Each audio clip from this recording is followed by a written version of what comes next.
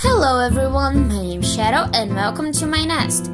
Today we're doing the second part of my Equestria Girls redesigns. If you haven't seen the first video, I highly recommend that you go watch it. It gives some context to what my vision is and what I'm doing. And you get to see my redesigns for Twilight Sparkle, Sunset Shimmer and Pinkie Pie too. I also just want to remind some of the rules that I decided on following in my first video. The main one being that I will still keep the fact that it was a fashion dolls franchise before anything else. So my redesigns will not be doing anything that's too hard. Also, if you really like my channel, please consider leaving a like and commenting in the section down below and subscribing. You have no idea how much those 3 little actions can help someone grow, especially in my content and my channel that is really small yet. So I really appreciate any help that could be given. Alright, now that the self-advertisement is out of the way, shall we get back into action? So for Fluttershy, I really didn't have any inspiration. I honestly don't draw people a lot. It's very hard for me to draw humans, you know. And especially when they are not the clothing style that I usually like to draw, that are more, you know, alternative looking styles. So I struggle a lot with Fluttershy. She's the one that I struggle the most, I think, and I don't really like the results.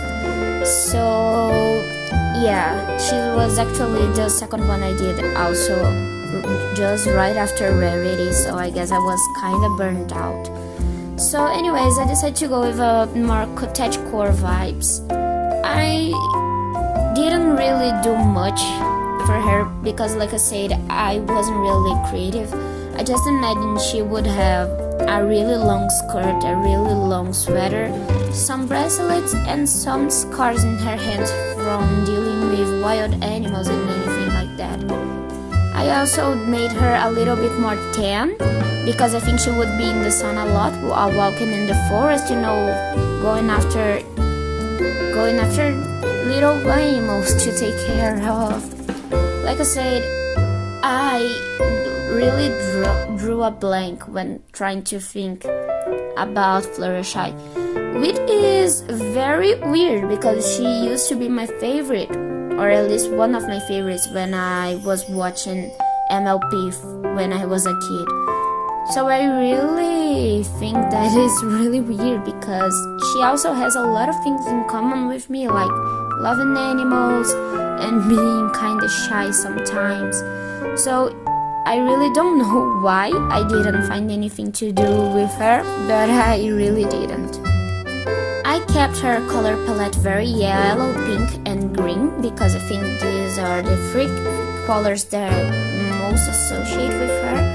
I also kept a little bit of teal in her design, as you can see by the butterfly, in her eyes of course. I don't really know what more to say. I was literally no thoughts had empty when it came to Fluttershy. But yeah, it was very experimental of me to try these designs, with these designs at least, because I was trying something new with almost all of them, and Fluttershy was the one that I really didn't do anything very creative at all. I'm not really satisfied with the results that I got to her, and even the background is not the best one I could have done, I'll admit that. Now for Applejack, I didn't have a lot of ideas going on to her, but I had the incentives. I knew I wanted her to be strong, and I knew I wanted her to be very, you know, cowgirl farm adjacent. So I kept her hairstyle pretty much the same. I gave her a very muscular body, although it's not easy to see because of the clothing she's using. But you gotta know that she has a very muscular body. because she is actually the strongest one. She is always working, so of course she would have the strongest body, you know, she would be able to deal with anything. And so that's mostly it that went into her design. She was, again, a very interesting piece to work on because I am not really used to drawing muscles and muscular bodies, so it was very, you know, experimental. Like I said, all of these characters were some kind of experiment to me.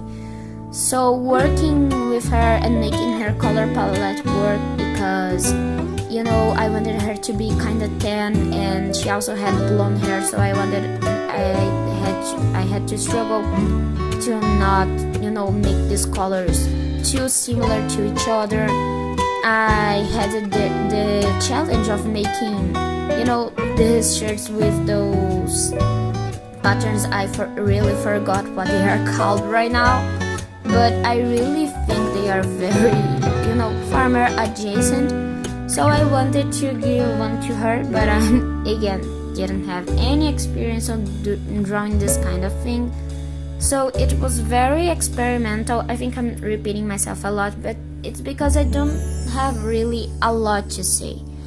I know that shading hair was kind of very, you know, nice process. The process with her went very smoothly, you know, it was easier than I was expecting it to be, considering that she was a type of character or design that I'm not really accustomed to.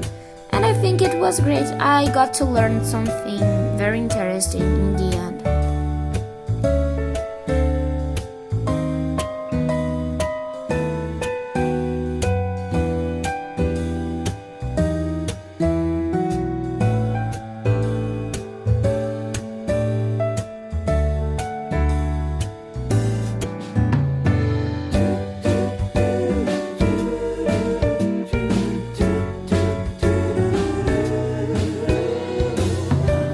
Now, Rainbow Dash. Rainbow Dash was actually one of my favorite ones to design, which is very ironic because she was actually planned to be in the first video I did, but I couldn't for the life of me decide a design for her. So the fact that it was something that I had kind of a, you know, not easy time going into now, but definitely easier than before. It was a very nice surprise to me. Of course, her color palette was the easy one because it's pretty much blue, red, and yellow, even though her hair is pretty much every color in the spectrum. So yeah, I gave her more athletic clothes, a more athletic body, and I think that she would be the shortest one of the Equestria girls. Like, if they were dolls, I would think they would be like Monster High G3 to have different size bodies.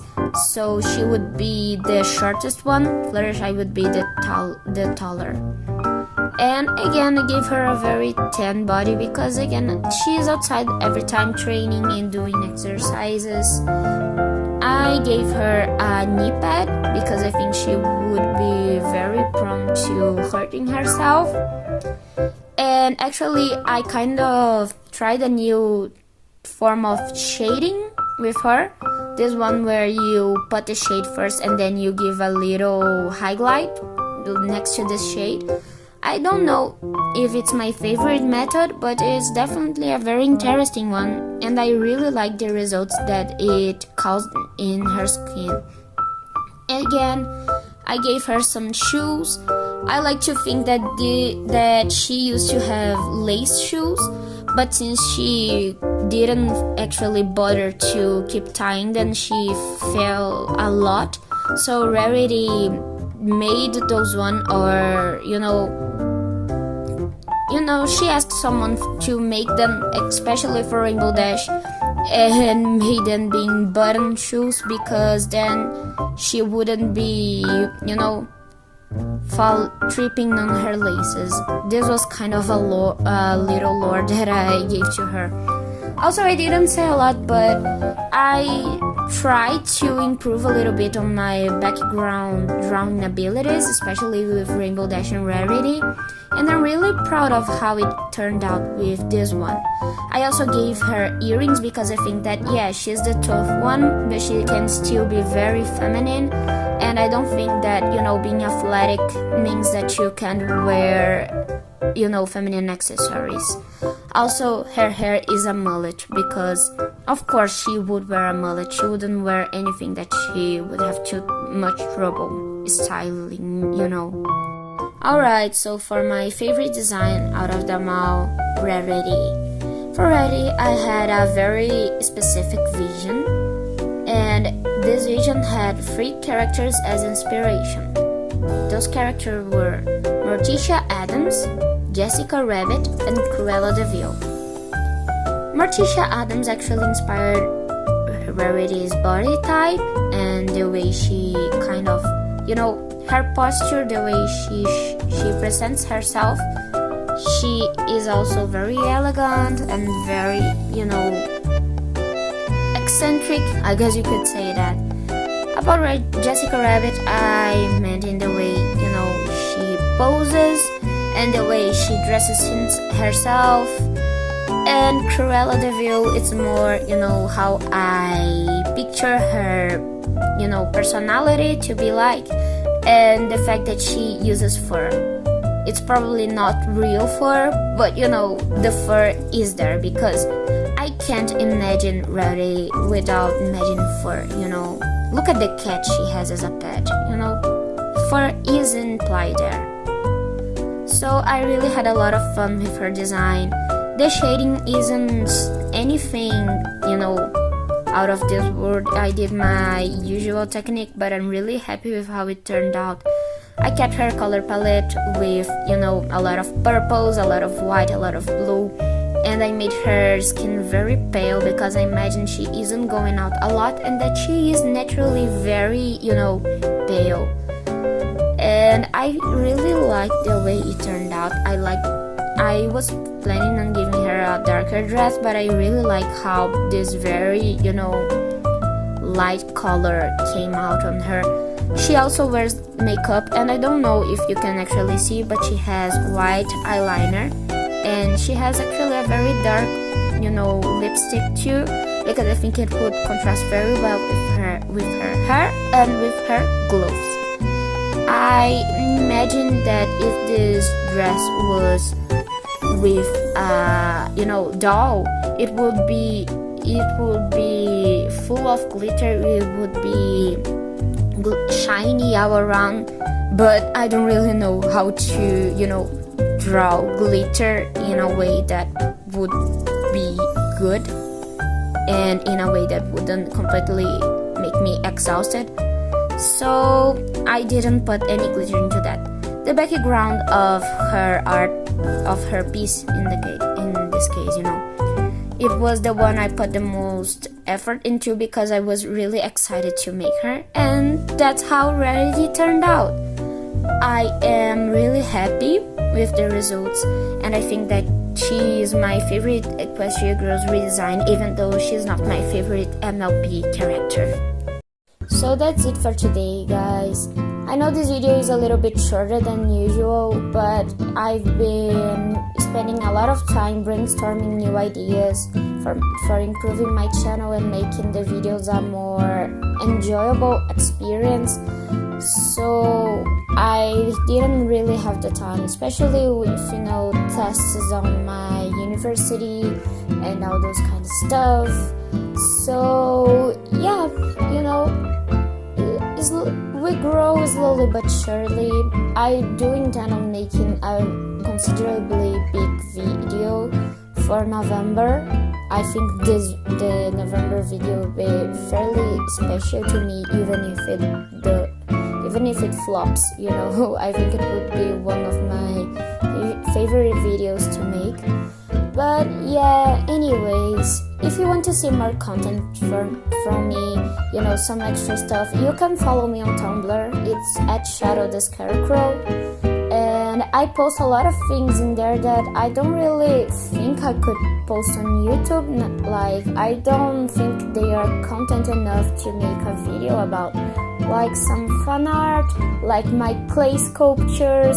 I recently made a Doomorph clay sculpture, so there's that. And if you want to see just some silly stuff I like to do for fun, you can always follow me in there. I often post, my fan art, some silly doodles.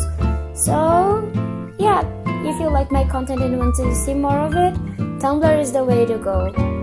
Thank you for spending this time here with me in my nest, and I see you in the next video.